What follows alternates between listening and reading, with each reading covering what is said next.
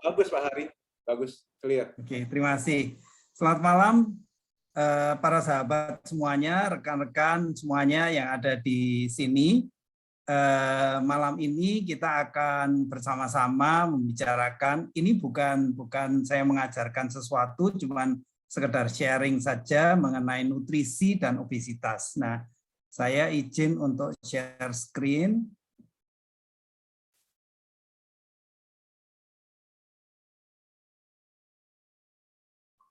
Sudah kelihatan ya Pak Jeffrey?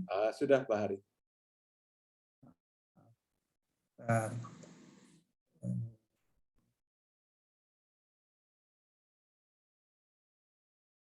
Nah, jadi yang akan kita bicarakan adalah obesitas dan nutrisi. Kita langsung saja.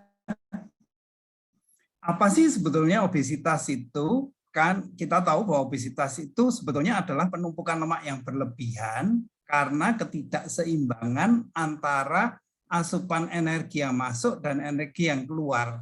Jadi sesederhana itu sebetulnya. Kemudian kita tahu juga bahwa indikator yang umum dipakai itu adalah BMI atau Body Mass Index, yang di dalam bahasa Indonesianya itu IMT, Indeks Massa Tubuh. Dan kalau kita menghitung secara manual bisa juga sebetulnya, yaitu berat badan dalam kilogram dibagi tinggi badan dalam meter kuadrat. Nah, kita coba lihat apa saja indikatornya. Ini adalah klasifikasi yang nasional. Jadi kalau BMI itu kurang dari 18,5, itu dianggapnya adalah kurus, baik ringan maupun berat. Sementara berat badan yang normal atau ideal itu BMI-nya adalah 18,5 sampai 25,0. Kemudian kalau di atas 25,0 itu sebetulnya ada dua kategori. Yang pertama adalah dianggap kelebihan berat badan sampai dengan BMI 27. Sedangkan kalau lebih dari 27, kalau lebih dari 30, itu dianggapnya adalah masuk kategori obesitas atau kegemukan. Nah, langsung saja karena waktunya tidak banyak, insya Allah saya akan selesaikan ini dalam waktu 30 menit. Mudah-mudahan cukup jelas. Nah, kenapa sih kita berbicara mengenai obesitas? Sebetulnya kita berbicara mengenai obesitas bukan karena masalah penampilan dan sebagainya, dan sebelum itu saya ingin menyampaikan juga bahwa semua materi yang ada di sini itu bukan berasal hanya dari teori. Jadi sekali lagi saya garis bawahi, bukan hanya berasal dari teori, tetapi itu adalah hasil dari pengamatan, sekaligus juga karena kebetulan kami juga masuk ke dalam komunitas Persatuan Dokter Gizi Klinis dan Gizi Medik, maka ada banyak informasi-informasi yang mungkin bisa di-share di sini. Jadi sekali lagi dari para ahli baik gizi medik maupun gizi klinik itu. Nah, kenapa kita berbicara obesitas? Karena obesitas itu cenderung akan menyebabkan penyakit degeneratif. Jadi, kalau kita melihat di sini, obesitas atau kelebihan berat badan atau kegemukan itu pada dasarnya akan menyebabkan metabolic syndrome atau sindroma metabolik. Yang paling mudah terjadi itu adalah peningkatan trigliserida dan penurunan kolesterol HDL. Kita tahu bahwa kolesterol HDL itu adalah kolesterol yang baik. Nah, oleh karena terjadi peningkatan trigliserida dan penurunan kolesterol ini, maka kemudian akan ada timbul ikutan-ikutannya, yaitu misalnya mulai stroke, hipertensi, jantung koroner, kemudian diabetes juga, terutama diabetes tipe 2. Kemudian yang tidak kalah seriusnya itu adalah perlemakan hati, hepar, kemudian sirosis, infertilitas, dan bahkan gangguan menstruasi untuk para remaja dan wanita yang produktif, yang dewasa. Nah, sebelum saya lupa, Di sini kalau kita berbicara mengenai hati, liver, itu saya sebutnya hepar, supaya membedakan antara hati jantung dengan hati yang liver. Jadi disebutnya adalah hepar. Nah, jadi sekali lagi kenapa kita membicarakan obesitas? Alasan pertama adalah karena obesitas itu bisa menyebabkan penyakit degeneratif. Kemudian berikutnya, obesitas, jadi kita bisa menyimpulkan bahwa obesitas itu bukan masalah penampilan, tapi adalah masalah kesehatan. Jadi ini yang mungkin perlu kita garis bawahi sekali lagi. Jadi sekali lagi bukan masalah penampilan, tetapi masalah kesehatan. Nah, kemudian yang kedua, kenapa kita membicarakan obesitas? Karena pertumbuhan obesitas itu sangat mengkhawatirkan. Kita tahu bahwa obesitas itu memicu penyakit degeneratif. Nah, di Indonesia ini dari tahun 2007, 2013 sampai 2018 dan seterusnya seperti itu, jumlah orang yang mengalami kelebihan berat badan sampai obesitas dan seterusnya itu cenderung naik terus dari 19%, 26% sampai dengan tahun 2018 itu 35%. Nah, kita tahu bahwa pandemi itu menyebabkan orang banyak di rumah dan seterusnya. Jadi hampir pasti di tahun 2019, 2020, bahkan tahun yang lalu 2021, itu kasus obesitas ini akan bertambah. Dan kalau kita melihat perbandingannya, orang yang mengalami obesitas itu 1 dari 3 orang Indonesia. Jadi kalau 1 orang obesitas, 2 orang itu normal. Itu tahun 2018. Bagaimana dengan tahun 2020 dan seterusnya memang belum ada data. Tapi kita tahu bahwa kita perlu benar-benar melakukan sesuatu, paling tidak untuk diri kita sendiri. Nah, kemudian kenapa lagi kita berbicara mengenai obesitas? Sayang sekali bahwa obesitas itu masih terjadi karena sebetulnya obesitas itu dapat dihindarkan maupun ditanggulangi. Tetapi memang benar sih bahwa kalau kita tidak memiliki paradigma yang benar, maka obesitas akan terjadi di mana-mana. Mari coba kita teruskan. Nah, sekilas kita melihat bahwa penyebab obesitas itu ada 5 hal. Yang pertama itu adalah genetika. Jadi ini apa boleh buat? Ada orang-orang yang tipenya itu adalah tipe endomorf, jadi memang cenderung mengalami kegemukan.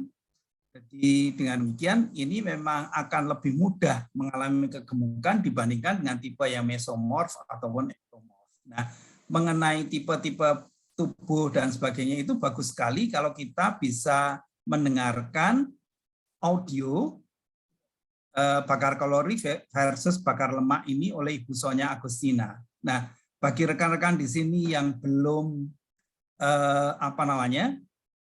mengetahui atau belum bisa mendapatkan di mana bisa mendapatkan audio ini, tanyakan pada orang yang mengundang Anda. Karena ini banyak sekali informasi-informasi yang bagus sekali. Nah, kita lanjutkan. Yang kedua, penyebab obesitas itu adalah comfort food. Maksudnya comfort food itu ya junk food, ya makanan-makanan yang tidak sehat, dan sebagainya, yang dia tinggi karbohidrat, tinggi gula, kemudian tinggi lemak, dan tinggi garam. Nah, masalahnya adalah makanan-makanan seperti ini itu memang sangat mengundang selera, sangat nyaman di lidah, tetapi kemudian tidak nyaman di kesehatan. Masalahnya adalah itu. Jadi dengan demikian, apakah kita memilih lidah atau memilih kesehatan itu adalah hal yang memang untuk beberapa orang sulit. Tapi minimal kita tahu bahwa salah satu penyebabnya adalah comfort food ini. Nah, apalagi yang lainnya? Yang ketiga itu adalah comfort lifestyle.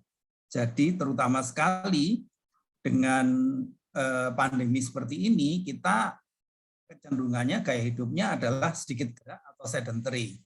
Bahkan kalau kita agak-agak tidak sadar diri, maka kita juga akan jarang berolahraga. Jadi olahraga itu memang harus dengan komitmen. Saya sendiri pada awalnya sulit sekali untuk berkomitmen berolahraga, tapi bersyukur karena memiliki pasangan yang selalu memaksa-maksa dan akhirnya saya juga menjadi terbiasa untuk menjadi minimal jalan pagi. Nah, kemudian berikutnya yang keempat adalah aging atau penuaan. Ini apa boleh buat, memang tidak terhindarkan. Itu menyebab sebagaimana kita ketahui pada wanita, misalnya postmenopause, itu metabolisme memang sedikit menurun dan terganggu. Kemudian pada pria, penurunan testosteron, ini juga akan menyebabkan gangguan atau penurunan pada metabolisme. Nah, yang terakhir itu adalah yang kelima, overreaction. Maksudnya overreaction itu adalah kalau kita bereaksi berlebihan terhadap sesuatu yang kemudian menyebabkan stres yang berlebihan dan sebagainya, dan ternyata stres itu juga menimbulkan perubahan pada mikroba atau bakteri usus. Dan itu semuanya menyebabkan obesitas atau penumpukan lemak. Kita lanjutkan. Dari 5 hal itu, mulai dari genetika, kemudian gaya hidup yang kurang gerak, dan sebagainya itu, coba kita sekarang melihat kenapa sih comfort food atau junk food itu bisa mengakibatkan obesitas. Sebetulnya kita sudah mengetahui itu sederhana saja, yaitu bahwa comfort food itu selalu tinggi kalori. Dan kemudian juga tinggi lemak. Oleh karena itu, makanan-makanan yang tinggi lemak, gurih, jadi sangat mengundang selera. Apalagi yang manis. Manis, gurih. Dan kalau kalori berlebih, ini akan disimpan menjadi jaringan lemak, dan oleh sebab itu akan terjadi obesitas. Ini sebetulnya sederhana sekali. Nah, bagaimana kalori yang berlebih itu bisa disimpan menjadi jaringan lemak? Sekilas kita akan coba melihat, ini sederhana saja, jadi tidak terlalu rumit. Dan Anda juga bisa melihat ini sekali lagi dari audio yang sudah disebutkan tadi, bakar kalori versus bakar lemak. Metabolisme makanan itu secara sederhana adalah, kita lihat yang sebelah kanan saja. Jadi makanan itu hampir selalu mengandung tiga-tiganya, baik protein, karbohidrat, maupun lemak. Nah, kemudian protein itu dipecah-pecah menjadi asam amino. Kalau karbohidrat dipecah-pecah menjadi gula atau glukosa, dan lemak itu dipecah menjadi gliserol dan asam lemak. Kemudian dengan melewati proses yang lumayan rumit, tapi akhirnya tiga-tiganya ini bisa menjadi ATP atau adenosin trifosfat yang akan menghasilkan energi. Jadi sederhananya baik karbohidrat, lemak maupun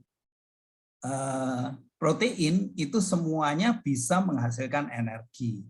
Dan kita tahu persis bahwa karbohidrat, 1 gram karbohidrat itu bisa menghasilkan 4 kilokalori energi, kemudian 1 gram lemak itu 9 kilokalori energi, dan protein juga sama dengan karbohidrat 4 kilokalori. Nah, yang paling mudah untuk dimetabolisme atau dicerna kemudian dirubah menjadi energi ini adalah karbohidrat. Jadi sekali lagi karbohidrat ini paling mudah. Jadi dengan demikian, kalau makanan itu terdiri dari karbohidrat, lemak, dan protein, maka nomor 1 yang tercernakkan terlebih dahulu dan terserap lebih dahulu adalah karbohidrat.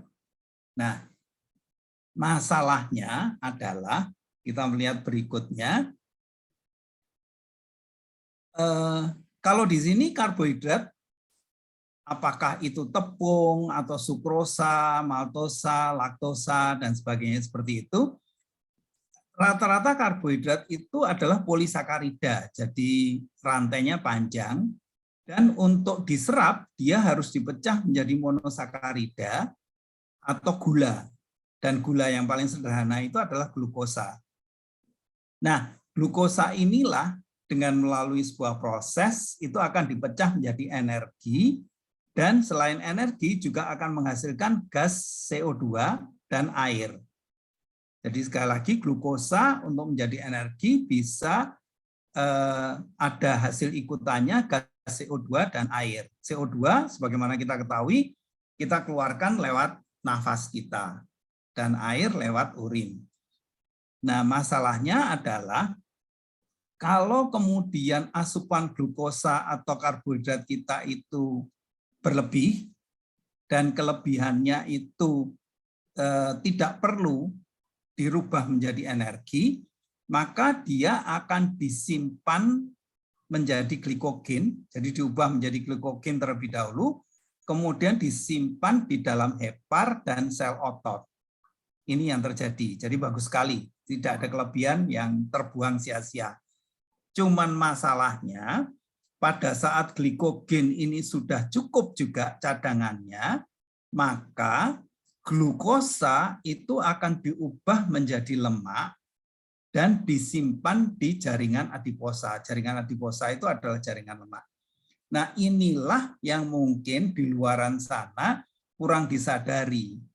Jadi menjadi gemuk, menjadi kelebihan berat badan itu bukan hanya karena lemak, tetapi karena kelebihan asupan karbohidrat. Sekali lagi, saya garis bawahi adalah kelebihan asupan karbohidrat. Nah, kenapa hal ini cukup penting untuk di-share dan dibicarakan? Karena kita tahu bahwa kecenderungan kita, orang Indonesia dimanapun, dari Sabang sampai Merauke, dimanapun, itu memang kecenderungannya dari dulu, itu memang asupan karbohidrat itu yang terbanyak. Itu kita lihat saja dari kebiasaan makan kita. Kalau kebiasaan makan kita yang kita ambil terlebih dahulu adalah nasi, karbohidrat, dan bukan protein atau sayur dan sebagainya. Tapi saya yakin kalau di komunitas kita di sini yang diambil lebih dulu adalah buah, kemudian sayur, kemudian baru protein, dan yang terakhir adalah karbohidrat. Kalau di komunitas ini. Nah, berikutnya, jadi sekali lagi adalah bahwa karbohidrat itu bisa menjadi lemak.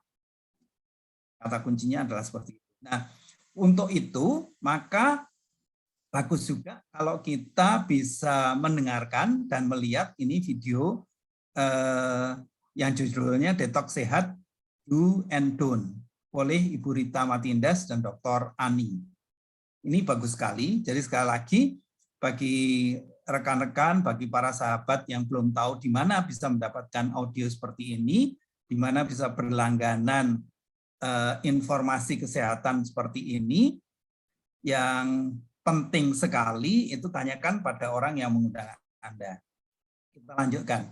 Nah, setelah kita memahami bahwa karbohidrat itu bisa menjadi lemak, menjadi jaringan lemak, maka ada baiknya kita kemudian mengenal apa itu lemak visceral dan apa itu lemak subkutan. Secara sederhana, gambarannya adalah seperti ini. Yang gambar di sebelah kiri ini, lemak visceral itu adalah lemak yang berada di dalam rongga perut dan menyelimuti organ-organ kita. Jadi ginjal diselimuti oleh lemak visceral, kemudian kadang-kadang juga paru-paru bahkan bisa diselimuti oleh lemak visceral. Tetapi yang umum adalah di hepar dan kemudian ginjal, juga usus. Sementara kalau lemak subkutan itu adalah lemak yang ada di bawah kulit. Jadi di antara, jadi kalau dilihat di sebelah sini, ini terbalik kata-katanya ini. Di sebelah sini kita melihat bahwa lemak subkutan itu adalah lemak yang langsung ada di bawah kulit perut kita. sementara lemak visceral ada di antara jaringan, di antara organ maksud saya. Kemudian berikutnya itu adalah kalau lokasinya. Kemudian bagaimana dengan risikonya? Kalau lemak visceral itu bisa menyebabkan atau memicu diabetes, perlemakan hati, dan juga penyakit degeneratif yang lain. Kenapa? Karena dia menyelimuti organ-organ tubuh kita, kemudian juga mengganggu aktivitas kerjanya, metabolismenya jadi terganggu.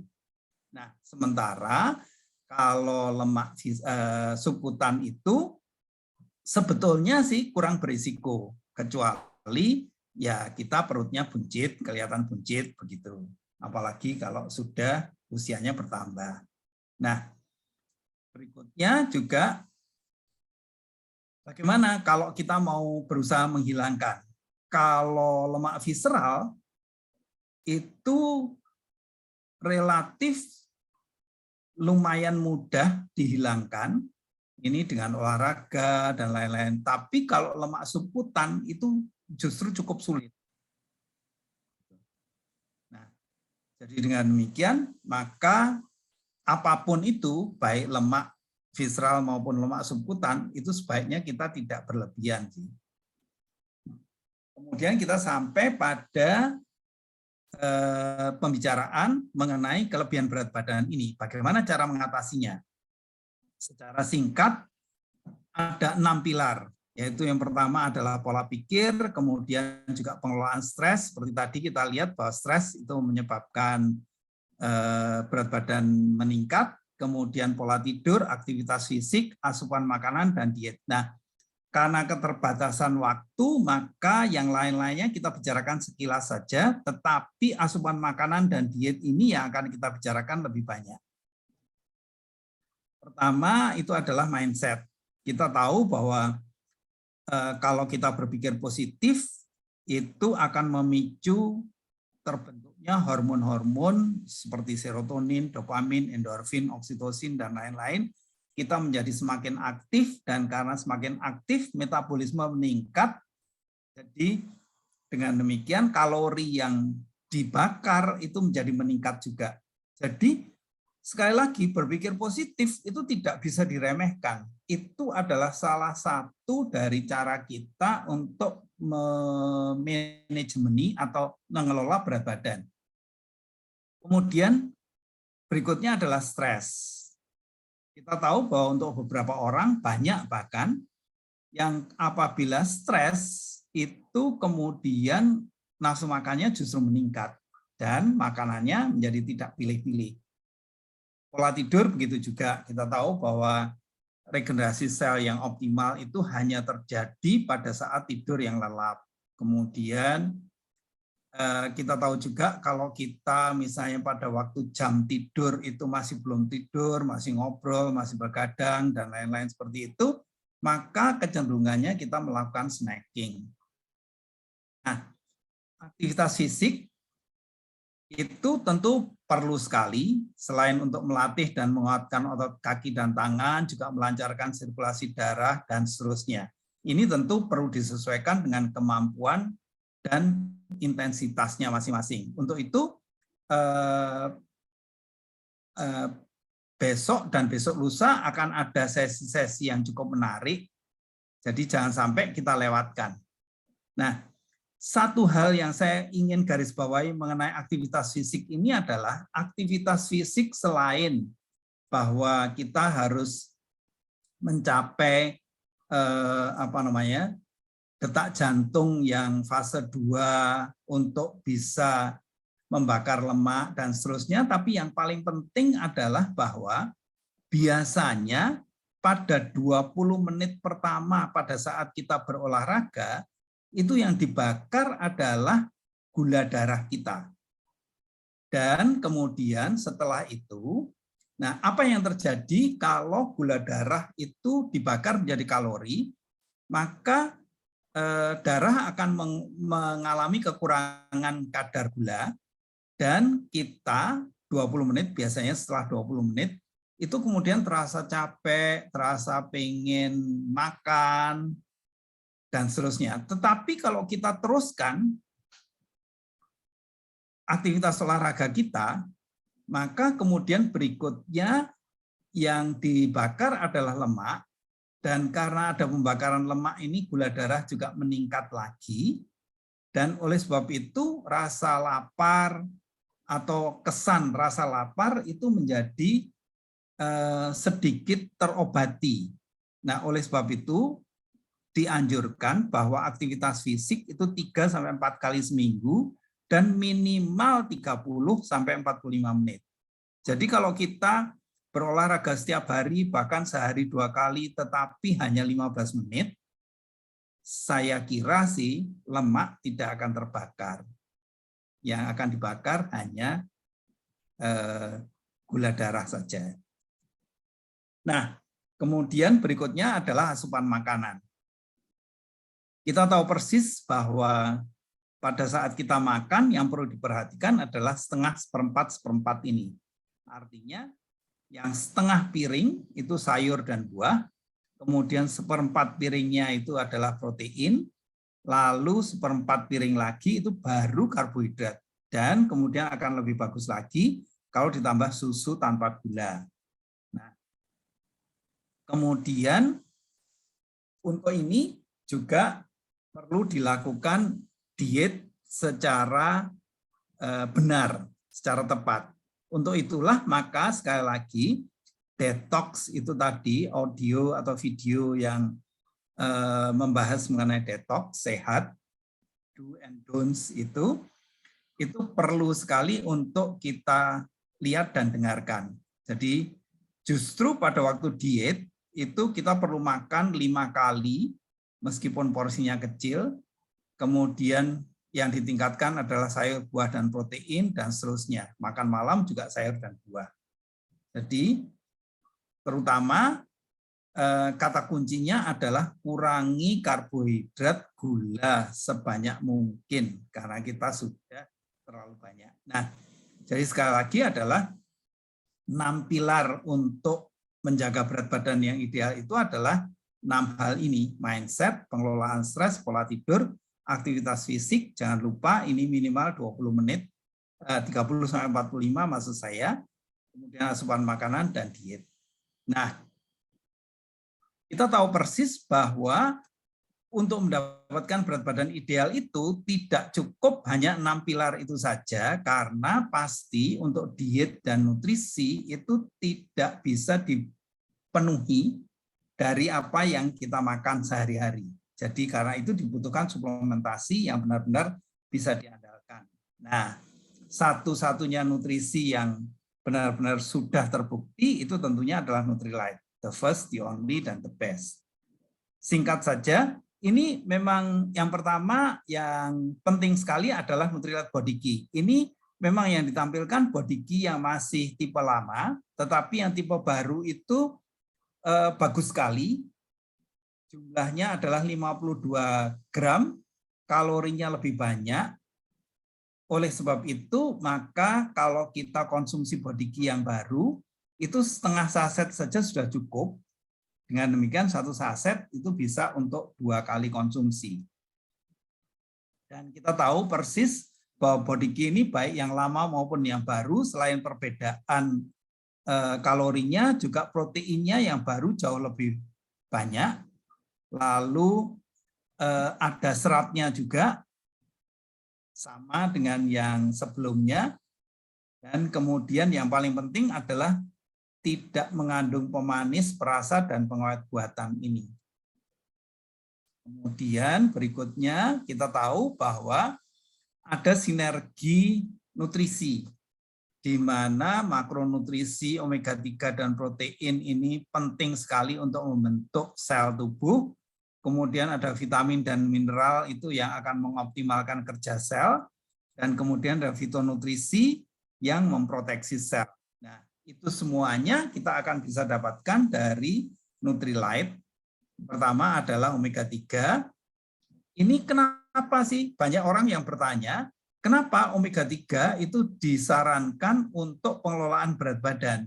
Nah, sebetulnya kuncinya adalah di sini. Jadi kita tahu bahwa karena pola makan kita, maka membran sel yang berwarna kuning ini itu buntu biasanya oleh omega 6 yang berasal dari santan, gorengan, dan lain-lain. Sehingga dengan demikian karbohidrat dan lemak serta protein itu tidak bisa menembus dan masuk ke dalam sel. Jadi dengan demikian dia tetap akan tinggal di dalam darah, yang kemudian akan mengakibatkan penyakit degeneratif. Nah, omega 3 lah yang bisa mengusir omega 6 dan kemudian membuat membran sel ini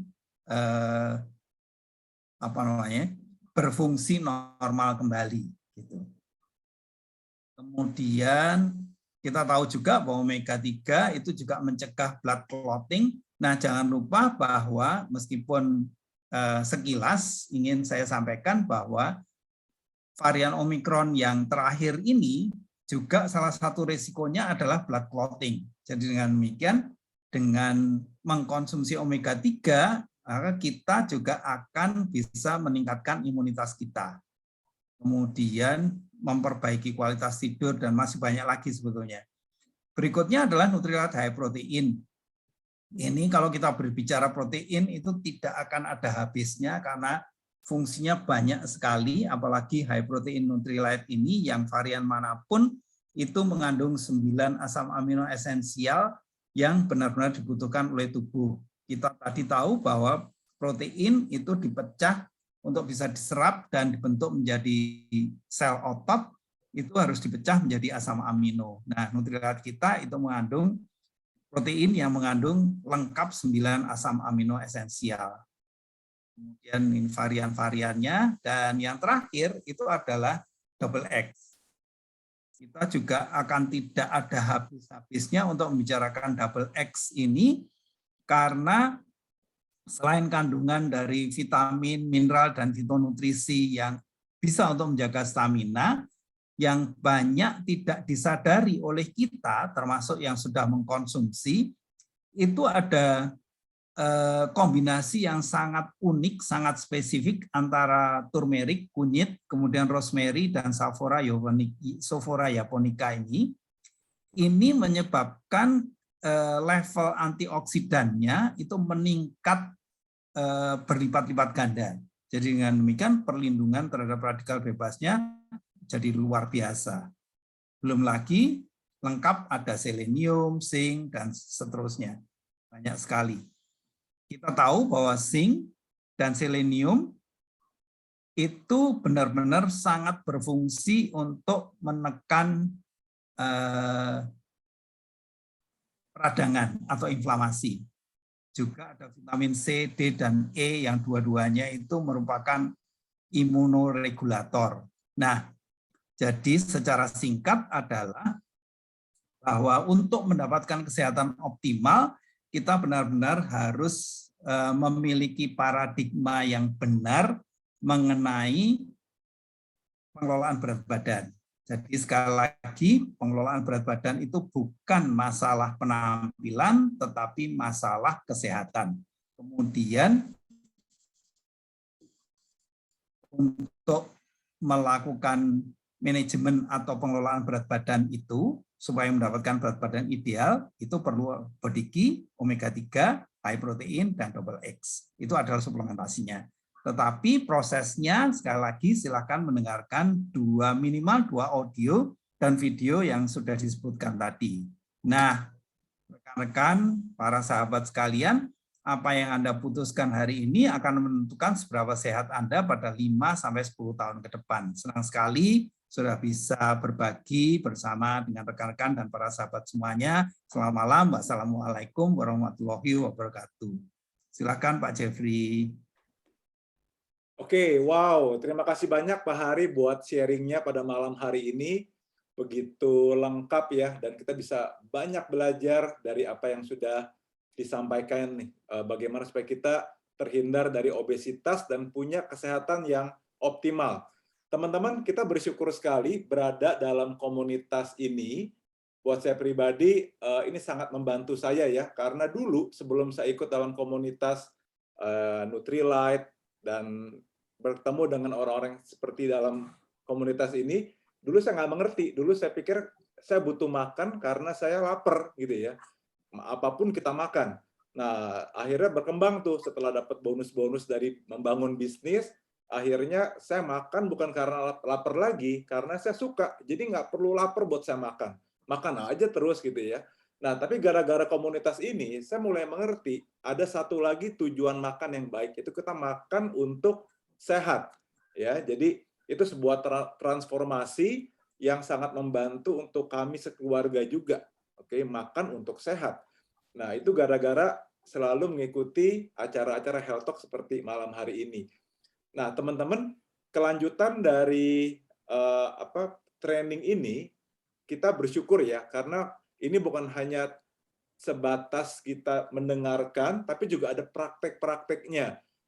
Seperti kita punya komunitas yang namanya Gaspol Challenge, karena tadi Pak Hari sudah menyampaikan ada 6 kunci buat sehat optimal. Salah satunya adalah ya berolahraga, pola hidup yang aktif ya. Ya, itu namanya Gaspol Challenge. Lalu ada satu lagi namanya komunitas detox. Kita belajar mengontrol selama 14 hari untuk tidak mengkonsumsi karbohidrat. Karena tadi apa kata Pak Hari bagus ya, karbohidrat kita butuh, tapi masalahnya kita terlalu banyak asupan karbohidrat. Jadi banyak simpen. Nah, kalau Anda sudah terbiasa menyimpan uang, itu bagus. Nah, tapi kalau sudah jadi menyimpan lemak dan lemaknya berlebih, nah ini yang jadi masalah ya. Terlalu banyak visceral fat, terlalu banyak subkutan. Nah, ini kita perlu atasi. Nah, dengan adanya komunitas detox, ini keren banget. Nah, kebetulan besok dan lusa ada meet up-nya nih untuk yang mau lanjut setelah belajar dari Pak Hari, dari materinya tadi. Besok siang ada Zoom Health Talk mengenai detox secara khusus. Hari Minggu ada mengenai Gaspol Challenge.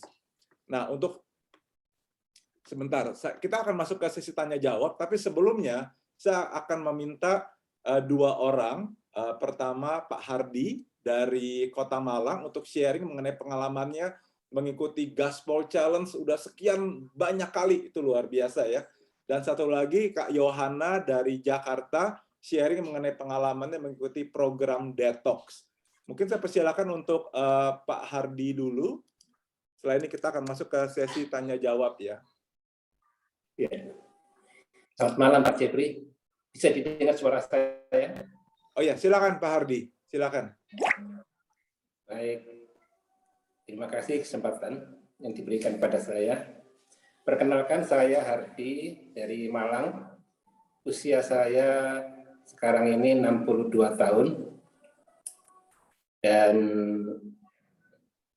dulu saya mengenal Nutrilite ini sejak tahun ketika saya usia 60 tahun. Jadi sudah 2 tahun. Kemudian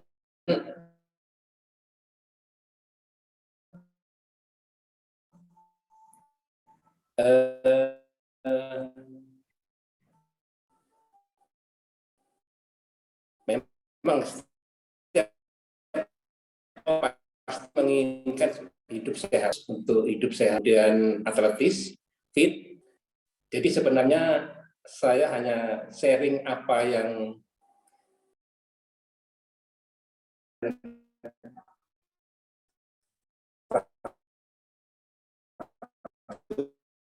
65, maka saya kelebihan berat badan. Belum sampai ke obesitas, tapi sudah masuk ke kelebihan berat badan. Kemudian waktu itu saya pernah ngukur dengan Pak Hari, ngukur pakai Karada Scan. Ya, waktu itu visceral fat saya itu 30, lingkar perut saya itu ada 100 lebih, terus kemudian ya berat badan tadi ya sekitar 78 gitu. Terus kemudian begitu saya fokus hidup sehat dan saya menerapkan pola makan yang atau pola diet yang tadi seimbang saat disampaikan Pak Hari tadi, bagaimana keseimbangan antara protein, lemak, dan karbohidrat. Dan yang terpenting adalah setiap hari kita harus bisa maintain kalori masuk dan kalori yang keluar. Ketika kita banyak berolahraga, maka kalori harus ditambah, tapi kalau misalnya kita tidak berolahraga, maka kalori juga harus dikurangi. Dan terus kemudian apa yang saya lakukan, kemarin saya mengikuti Gaspol Challenge, ya. Ini adalah tujuan saya adalah melatih otot. Kemudian dengan melatih otot, maka akan meningkatkan otot kita akan bertambah, masa otot, maksud saya masa otot kita akan bertambah. Dengan masa otot yang bertambah, maka metabolisme tubuh akan meningkat. Dan itu saya alami. Dan waktu itu saya mengukur waktu pertama usia saya 60, metabolisme saya itu 61. Jadi lebih tua. Tapi ketika saya usia 61, setelah saya melakukan aktivitas Gaspol Challenge, kemudian juga diikuti dengan saya aktif bersepeda, maka metabolisme saya itu, artinya usia metabolisme saya itu menjadi 49. Dengan metabolisme 49, maka pembakaran lemak itu akan lebih baik, lebih banyak. Jadi dengan dengan berat badan yang lebih, itu membakar lemak sulit. Tetapi dengan berat badan yang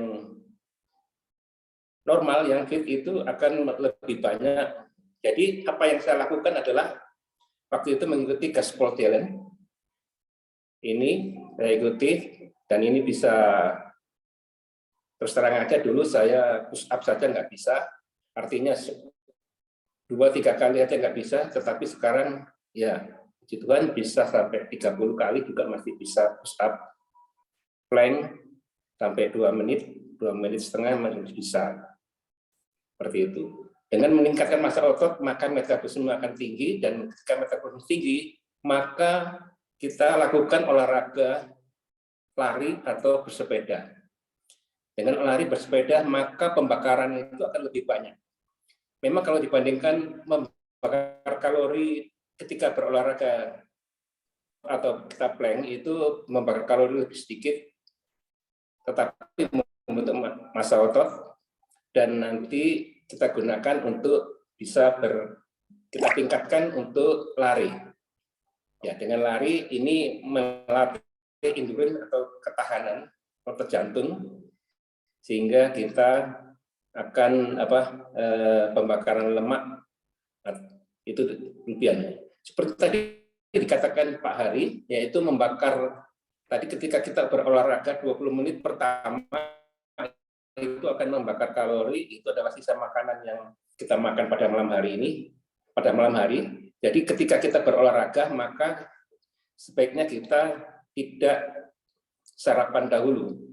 Tetapi apa yang saya lakukan adalah, saya memang tidak sarapan, tetapi saya ketika saya bersepeda, kalau naik gunung, dan kebetulan besok pagi saya akan naik gunung juga, saya sarapan selalu pakai protein, telur 2. Terus kemudian ketika saya bersepeda, saya selalu ditemani dengan saya pakai high protein, itu 2 scoop, saya tambah dengan powder drink, jadi seperti ini. Jadi ini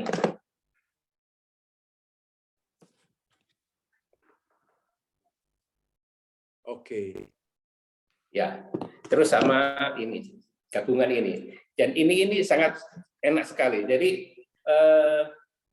Jadi ketika kita haus, maka kita teguk minuman ini sedikit. Saya kira itu.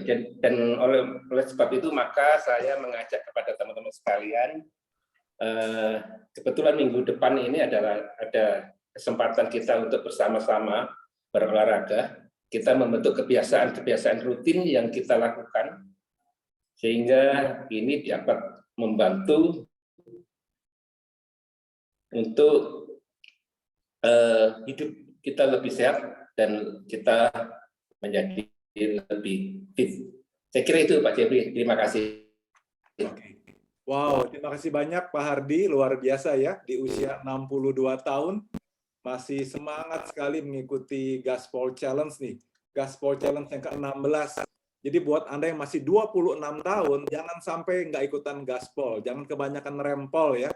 Kita harus hindari obesitas dengan bergerak, dengan move. Oke, yang satu lagi saya persilakan buat Kak Yohana untuk sharing mengenai pengalamannya mengikuti program detox. Silakan.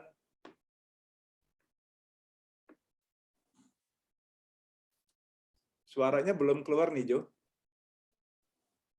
Nggak usah pakai itu kali. Bisa, Kak, Ya, silakan. Pak Jeffrey. Kedengaran suaranya? Sudah terdengar. Selamat malam Bapak Ibu dan teman-teman semua. Perkenalkan, nama saya Yohana. Pengalaman saya ikut program detox kemarin itu saya merasa senang ya. Akhirnya saya bisa bonusnya secara nggak langsung saya bisa berat badan saya bisa turun gitu. Apalagi sejak punya anak, kayaknya berat badan tuh kayak serasa nggak pernah turun, bahkan naik-naik terus gitu. Nah, hasilnya kemarin dengan ikut program detox, berat badan saya bisa turun sekitar 2,5 kilo gitu. Nah, terus di saya badan jadi rasanya sedang, maaf seperti BAB itu jadi lebih lancar gitu, lebih rutin. Tadinya yang sebelumnya enggak gitu, maksudnya kadang berapa hari sekali gitu. Nah, dan juga di program detox ini saya belajar tentang mindset ya. Tadinya saya nggak kepikir tuh makannya kan yang bersih-bersih gitu. Saya pikir apakah saya makan clean food itu ternyata bisa enak juga gitu, apalagi dengan ada komunitasnya. Jadi kita bisa sama-sama belajar gitu, bisa enak, bisa praktis gitu. Nah, lalu terakhir saya di kulit terasanya ini ya lebih, jadi kulit saya tuh lebih bersih gitu, lebih bersih, lebih sehat, lebih lembab, terutama dengan kita tambahin dengan minum Nutrilite dan juga pakai artistry, itu rasanya lebih apa ya, lebih istilahnya kinclong gitu. Jadi saya lebih suka dengan kulit saya yang sekarang gitu dibanding yang sebelumnya. Nah, bonusnya terakhir akhirnya saya bisa pakai lagi baju lama saya yang udah saya simpan di lemari gitu. Maksudnya baju baju yang sebelum punya anak kan disimpan tuh karena akhirnya kan nggak bisa pakai lagi. Nah, kemarin sejak ikut program detox berat badannya turun, akhirnya saya coba lagi ternyata bisa. Jadi saya senang banget dengan ikut program detox ini dan juga saya jadinya belajar jadi saya mulai pilih-pilih gitu makanan gitu. Misalnya kalau makanan yang mau coba ya bolehlah, tapi dikit-dikit gitu. Maksudnya jadi nggak kayak dulu gitu. Gitu sih, saya itu yang pola pikir yang saya dapat. Kayaknya sekian, gitu aja sharing saya, Pak Jeffrey. Terima kasih Bapak Ibu dan teman-teman semua yang sudah mendengarkan. Selamat malam. Oke, wow, terima kasih ya sharingnya untuk Yohana. Nah, jadi itu adalah praktek-praktek kelanjutan dari apa yang kita pelajari dari Health Talk malam ini, teman-teman. Kita udah begitu banyak belajar. Kelanjutannya adalah, ayo ikut detox, ayo ikut Gaspol Challenge. Ini bagi yang mau ya, ini hanya penawaran, jadi bukan keharusan. Nah, ini saya tampilkan, bentar ya. Semoga sudah terlihat. Coba saya share sekali lagi. Oke, nah ini jadwal buat besok. Jadi kalau ada di antara teman-teman yang, aduh saya kayaknya perlu juga nih detox ya buat membakar lemak dengan pola makan yang baik, makannya tiap 3 jam, karena ini adalah terkenal dengan slogannya, detox tanpa rasa lapar. Unik ya, kita detox, nggak boleh makan ini, kita hindari yang karbohidrat simple, tapi kita kenyang banget karena setiap 3 jam makan. Nah nanti ada penjelasannya besok hari Sabtu, pukul 13 waktu Indonesia Barat. Yang sharing adalah Kak Rita Matindas. Ini keren banget dan sangat bermanfaat dan sangat kita butuhkan di masa pandemik ini, terutama buat menghadapi Omikron yang sangat mudah menyebar ya. Kita bisa lihat sama-sama. Nah, berikutnya adalah yang hari Minggu nih. Hari Minggu ada Gaspolian Zoom Meetup Jadi buat teman-teman yang sudah menyadari, iya nih saya perlu bergerak nih, tapi di rumah saja bagaimana? Nah, makanya kita ada komunitas ini, teman-teman sekalian. Cukup di rumah saja, kita berolahraga bersama, dengar apa sharing Pak Hardi tadi ya, dari yang nggak bisa push up, sekarang bisa push up sampai 30 kali, bisa plank, wah, core tubuhnya luar biasa, bisa naik sepeda, naik gunung, itu gara-gara habit, ya, habit melatih tubuh, membangun otot. Oke? Nah, jadi catat tanggalnya ini, kalau yang detox itu tanggal 5 besok, kalau yang gaspol meetup hari Minggu jam 4 waktu Indonesia Barat juga. Dan ada bonusnya nih. Bonusnya adalah ada penjelasan 3 tipe tubuh. Jadi setiap tubuh ada penanganannya masing-masing dan ada 3 gaspolian yang akan sharing juga. Oke, jadi silakan teman-teman yang tertarik, ayo bergabung dalam komunitas ini. Ini sangat bagus sekali buat membantu kita hidup lebih sehat. Ya, Anda juga bisa kenalkan ke banyak teman-teman buat ikut bergabung dalam komunitas ini. Oke, saya akan lanjut ke sesi tanya jawab. Saya panggil kembali Pak Hari Bagio. Pak Hari, di sini sudah ada beberapa pertanyaan. Saya bacakan ya. Pertama, pertanyaan dari Kak Betty G. Bagaimana cara menghilangkan lemak subkutan? Silakan Pak Hari. Terima kasih. Ini mungkin kalau boleh sekalian dirangkum saja Pak Jeffrey ya, yang menyangkut lemak subkutan, kemudian lemak visceral dan sebagainya. Ya. Jadi ada pertanyaan, apakah minum green tea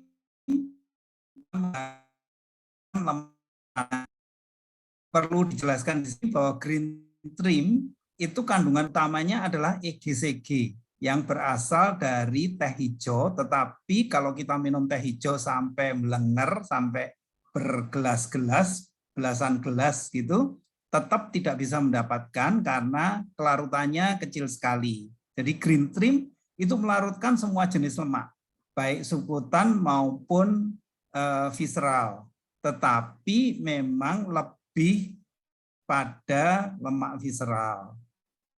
Kemudian lemak subkutan itu sebetulnya kan karena itu satu-satunya cara adalah dengan berolahraga, jadi mengeluarkan kalori lebih dari asupan ini, asupan diet.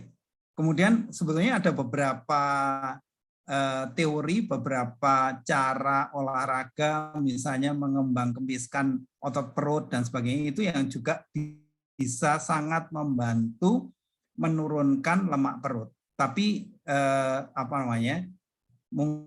mungkin agak terlalu panjang kalau di-share di sini. Silakan Pak Jeffrey. Oke, terima kasih Pak Hari. Semoga menjawab pertanyaan dari Kak Betty sama Kak Howard di Medan ya, cara membakar lemak subkutan dan lemak visceral. Nah, saya mau tambahkan sedikit, selain dari Nutrilite yang tadi Pak Hari sudah sampaikan, cara paling bagus lagi adalah ikut Gaspol Challenge. Karena Gaspol Challenge berfokus kepada membangun core tubuh yang otomatis dengan gerakan-gerakan tertentu kita bisa membakar lemak, baik yang subkutan maupun lemak visceral. Contohnya plank ya. Dengan kita plank itu akan membakar lemak. Bukan blank ya, kalau blank itu telentang, itu tidur ya, itu beda. Nah, jadi silakan dan juga ikuti program detox, karena dengan detox itu juga otomatis fokusnya di fat loss, membakar lemak juga. Nah, berikutnya dari Bu Putu bertanya, bisakah kita dapat PDF materinya? Nah, ini bisa ya Pak Hari ya? Oke. Belum dibuka. Bisa Pak. Bisa ya. Pak Jeffrey dan Pak Robert. Oke. Terima kasih Pak Hari. Terus dari Kak Rafoti, apakah double X bisa diganti dengan daily? Silakan Pak Hari. Secara singkat bisa, tetapi memang jauh lebih bagus double X. Terima kasih. Oke, terima kasih. Dari Kak Neti, apakah kalau diet boleh menggunakan protein yang ada rasanya atau harus yang plain? Silakan Pak Hari. Paling bagus adalah yang plain, tetapi kalau misalnya untuk permulaan dan sebagainya, perlu ada rasa dan seterusnya, nggak apa-apa, silakan saja pakai yang ada rasanya. Tetapi perlu diusahakan supaya perlahan-lahan. Jadi kita tahu bahwa karbohidrat itu akan menjadi lemak. Jadi dengan demikian mengurangi karbohidrat seperti program detox itu betul-betul akan bagus sekali. Terima kasih Pak Jeffrey. Oke, terima kasih Pak Hari. Dari Kak Suifang, maaf video apa ya? Nah ini saya nggak paham maksudnya. Lanjut ya, dari Pak Sajar di Malang. Selamat malam Pak, apakah orang yang gemuk itu juga tinggi kadar trigliseridanya? Dan apakah salmon omega 3 mampu menurunkan trigliserin? Terima kasih. Silakan Pak Hari. Oke. Jawabnya kalau secara singkat, salmon omega 3 mampu menurunkan trigliserida juga, Pak. Secara singkat seperti itu. Tetapi lebih jauh lagi adalah kita tahu bahwa trigliserida itu termasuk pada bagian atau keluarga dari kolesterol, yaitu LDL, HDL, dan trigliserida. Nah, kita tahu misalnya kolesterol itu, LDL itu low density lipoprotein. Nah, liponya itu artinya lemak. Jadi berarti kolesterol itu mengandung lemak juga, baik HDL maupun LDL. Begitu juga trigliserida karena ada gliseridanya ini. Jadi berarti lemak juga. Ini semuanya akan bagus sekali dengan konsumsi salmon omega 3. Terima kasih. Oke, terima kasih Pak Hari. Dan selain minum omega 3 akan lebih bagus lagi kalau memang ingin menurunkan kadar trigliserin dengan ikut detox dan juga gaspol challenge. Oke, enak ya di komunitas ini kita bisa belajar dan ada praktek. Ada pertanyaan dari Kak Ani, Pak Hari, untuk diet karbo itu sama sekali nggak boleh, Nji? Kadang kalau dikasih orang cake dan lain-lain sayang kalau dianggurin. Saya boleh kirim alamat saya. Ya. Oke, silakan Pak Hari. Pak Jeffrey aja yang menjawab, Pak. Oh, oke.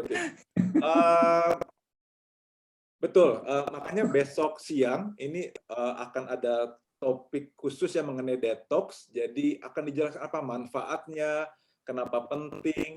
Jadi kita nggak perlu sakit dulu yang serius, baru kita dirubah pola makannya di rumah sakit. Nggak perlu sakit dulu. Kita jauh sebelum sampai rasa sakit gitu ya, kita bisa juga kok. Asal ada awareness dari kita paham, kita mengerti, kita bisa rubah habit kita. Itu yang kami alami dengan menjalankan program detox di awal tahun 2022. Jadi dapat pemahaman dari Kak Sonya, dari Kak Rita, dan kita rubah. Selama 2 minggu kemarin, saya pribadi, saya nggak makan karbohidrat simple. Dulu awalnya saya mikir, apakah saya masih bisa bertahan hidup ya dengan tidak ketemu gula, kopi, dan lain-lain yang sudah menjadi keseharian, tapi ternyata bisa. Asal kita aware dan kita lakukan ini karena kita mau sehat. Jadi sementara kalau Kak Ani ingin melakukan detox, jadi sementara ini kue-kuenya ya diberikan dulu ke orang-orang yang dikenal ya, tetangga kiri, kanan. Nanti bilang kalau saya udah selesai detox, kali kirim ya, gitu. Oke, selanjutnya dari Kak Mulyono, apa beda program carb sensitif dengan fat sensitif? Silakan Pak Hari. Terima kasih. Jadi secara singkat perbedaan antara karbo sensitif dan fat sensitif itu adalah porsi dari lemaknya agak sedikit lebih banyak. Sementara kalau fat sensitif itu karbohidratnya yang agak lebih banyak dibandingkan dengan yang normal. Secara singkat kira-kira seperti itu.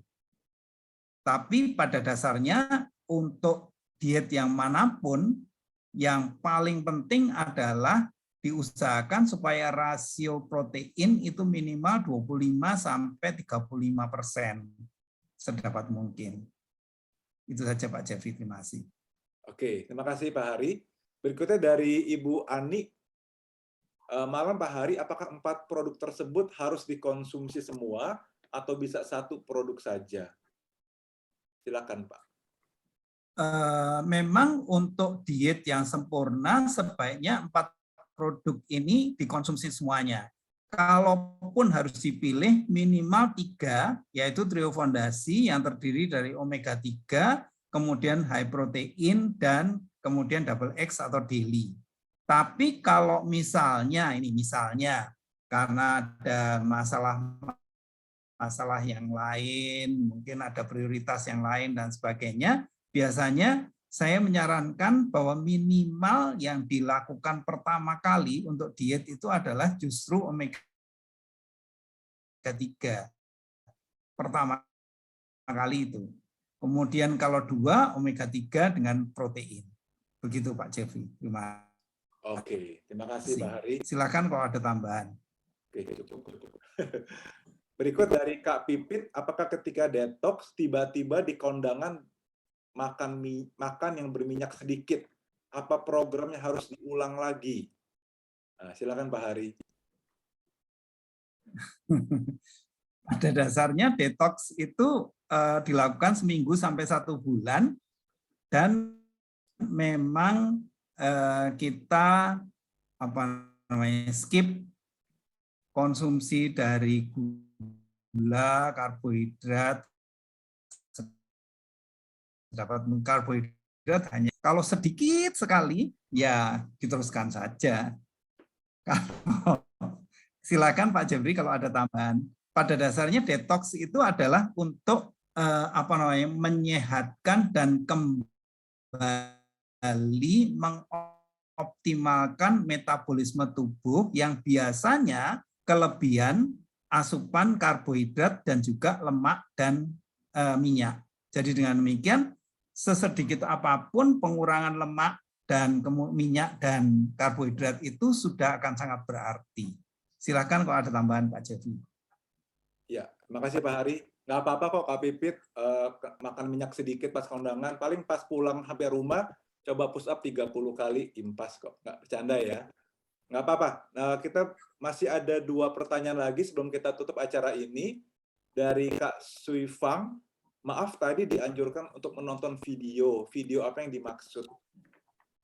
Silakan Pak Hari.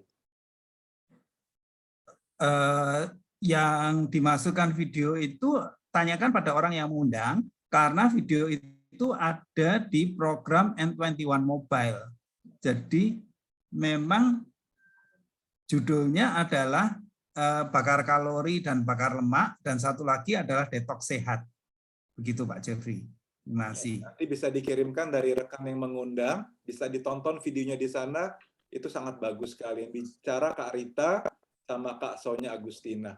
Oke, pertanyaan terakhir dari Kak Dias. Apakah liver health ada berpengaruh pada efek kemo? Apakah obat kemonya jadi cepat terbuang, sementara seharusnya masih harus beredar dalam tubuh? Terima kasih. Silakan Pak Hari. Terima kasih. Jadi pada beberapa kasus yang saya lihat dan pernah diamati juga, pada penderita CA, pada penderita kanker dengan kemo, itu sangat dianjurkan untuk konsumsi double X. Karena double X itu akan mengurangi efek samping dari kemo seperti mual, muntah, dan lain-lain seperti itu. Jadi double X. Tetapi kemudian apakah liver health berpengaruh pada efek kemo? Maksudnya efek yang negatif? Jawabnya adalah tidak. Jadi liver health itu hanya menyehatkan liver terhadap obat-obat yang dikonsumsi. Secara singkat seperti itu Pak Jeffrey. Terima kasih. Oke, terima kasih banyak Pak Hari untuk jawaban-jawabannya dan juga penjelasannya pada malam hari ini. Jadi selesai sudah teman-teman sesi kita. Maaf waktunya jadi kelebihan 7 menit. Targetnya tadi jam 20.30 sudah selesai. Tapi semoga ini menjadi awal buat teman-teman yang masih baru. Ayo melangkah lebih lanjut. Ikut pertemuan besok untuk belajar mengenai detox sehat. Dan juga hari Minggu untuk melihat apa sih Gaspol Challenge. Siapa tahu Anda bisa lebih kuat, lebih sehat. Apalagi untuk tahun 2022 ini ya. Oke, terima kasih banyak Pak Hari. Dan terima kasih buat semua teman-teman yang sudah bertanya dan merespon. Saya sudah buka mic-nya. kita akan akhiri. Terima kasih Pak Hari. Thank you, Pak Hari. Terima kasih, Pak Hari. Terima kasih, Pak Hari, Makasih Pak banyak. Devi. Pak Hari. Terima Terima kasih kasih banyak. Bapak Hari.